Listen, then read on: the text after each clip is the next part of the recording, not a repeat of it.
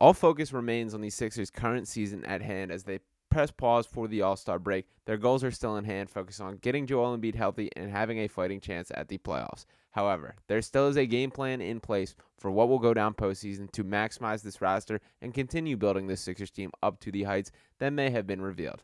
In this video, I'm going to break down some reports from Keith Pompey of the Philadelphia Inquirer, hinting at what the Sixers' future plans could be and why this makes sense for this exact team. So let's get right into it and begin with Keith Pompey here, who hopped on Reddit doing a little Q&A and got the question, with Daryl Morey clearly going the cap space route, are there any players currently on the team you feel strongly that will stay/leave in the offseason? And Keith says, thank you for your question. I feel strongly about Maxey and Hield coming back. I believe Tobias Harris is gone. And I'll start by saying Keith Pompey is one of the guys with his fingerprint on the team. He does log some long hours in the arena, making those connections, and is very much in the know. The fact that he would single these out specifically, I do think is very interesting. And we'll start with Tyrese Maxey, the most obvious of the bunch here, that I don't think there was any doubts of the long-term future of Tyrese Maxey. This has been an awesome two-way relationship between Philadelphia and Tyrese since he has come to the city. And all intentions were for him to sign a long-term deal. The difference only being from last offseason when he was extension eligible, that there was a little clause in the CBA to clear some extra cap space by waiting till this specific summer. Ultimately, it is going to work out for Tyrese because by making an all-star game this year, which he absolutely deserved, he will be able to have more money on the top end or in the bottom line of what he will be paid there. So it did work out for both sides, and it is good news to know that Tyrese will be back. Now, Buddy Hield, I do want to talk a little bit more in depth about, and Tobias Harris as well. So Buddy Hield, I'll start with here. Buddy Hield has been a hand-in-glove fit on the Sixers team. He has been everything that could possibly hope to be and more, and I'm so excited for what he's bringing to this team. To dive into the stats specifically, obviously just 4 games with the team so far. He had 20 points, 6 assists, shot 4 for 12 from beyond the three-point arc in his debut against the Atlanta Hawks. He followed that up with a 23-point performance in which he also added 6 assists, and this time shooting 4 of 9 from beyond the three-point arc. The following game, 24 points, 8 assists, and shot 5 of 8 from beyond the three-point arc. And most recently against the Miami Heat, he had 22 points, 10 assists, which marks a career high for Buddy Hield, while shooting 5 of 11 on 3-point attempts. So what stands out to me the most there is that assist number. That yes, the scoring's nice, yes, the shooting's nice, but that's who Buddy Hield is. That's who we knew him to be. We're seeing a little bit of a different side of Buddy, and with him being allowed to put the ball on the floor, create for others, and maybe allowed is the wrong word, maybe by necessity that the Sixers team needed somebody to step up. In that Heat game specifically last night, there was a ton of moments in which Buddy Hield was playing the pure point guard for the Sixers team and allowing Tyrese Maxey to play off ball. And that was a schematic adjustment by Nick Nurse, that Tyrese was really struggling with the Heat, blitzing him with 2 and 3 defenders pretty much immediately after he passed half court. That the way to combat that by not allowing him to put himself in that spot by taking the ball up, that they played him off ball, and Buddy Hield was the guy that answered the call and was capable of playing the point guard, filling in that role, and maximizing the offense in a way that otherwise could not be the case. So that's great news that he has that type of ability, and I think we are seeing front and center that Buddy Hield is just a far better overall basketball player than he's been given credit. Now, this is still the honeymoon period for Buddy Hield, that we will see how things go over the course of the season, but what I am most excited to see in his game is when he gets to play next to Joel Embiid. That these two-man combos of surrounding Joel Embiid with a shooter is the best way to maximize him.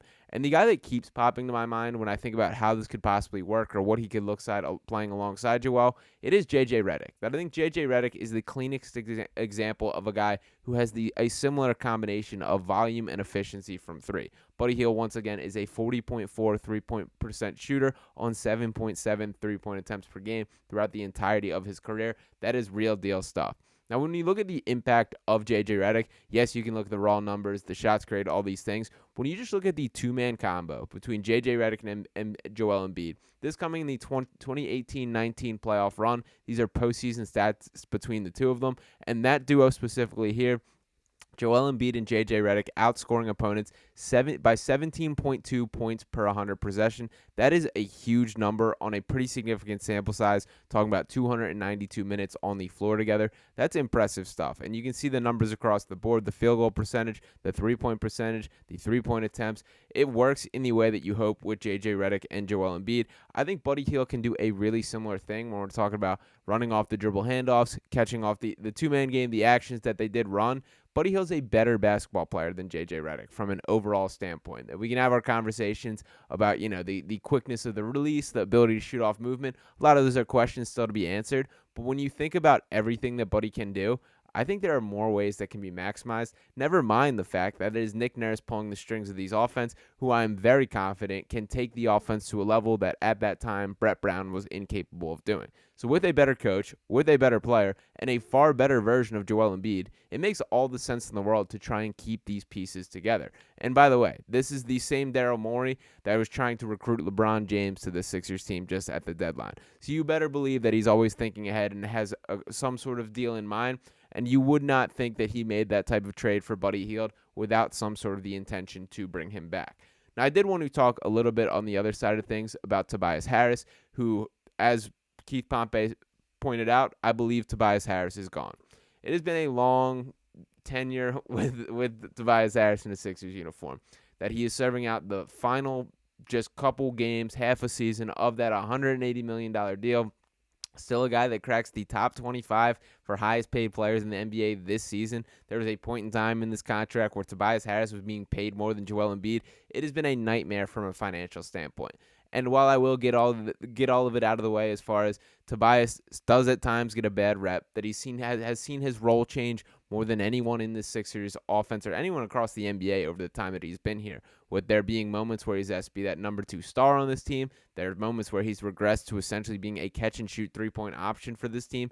It's been a lot of ups and downs of the Tobias Harris tenure.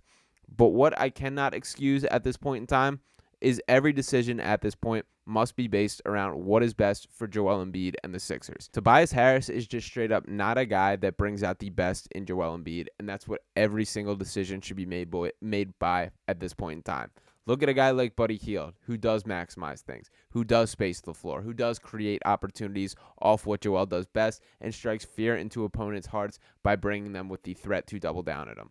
I've seen so much regression from a stylistic standpoint of Tobias Harris this year, and what I mean by that is him averaging 3.4 3-point attempts per game. That is the lowest since his 2015-16 season, and this is a guy who, at points in times, was attempting 5 3-pointers a game with the Sixers. I'm not saying that's everything is 3-point attempts, but it feels like the decision-making process has slowed down once again. And I've also seen a ton of just mental mistakes defensively that are out of the norm for him. That I thought this guy was a pretty high IQ basketball player. It has not looked that way this year, and I do think that he has been vulnerable to some of the schemes that Nick Nurse is throwing out. So with all that factored in, every decision, once again, should be around what is best for Joel Embiid, what takes the ceiling to this championship. I question anyone to push back on what is the defining characteristic or trait in Tobias Harris's game that makes him necessary to the Sixers team.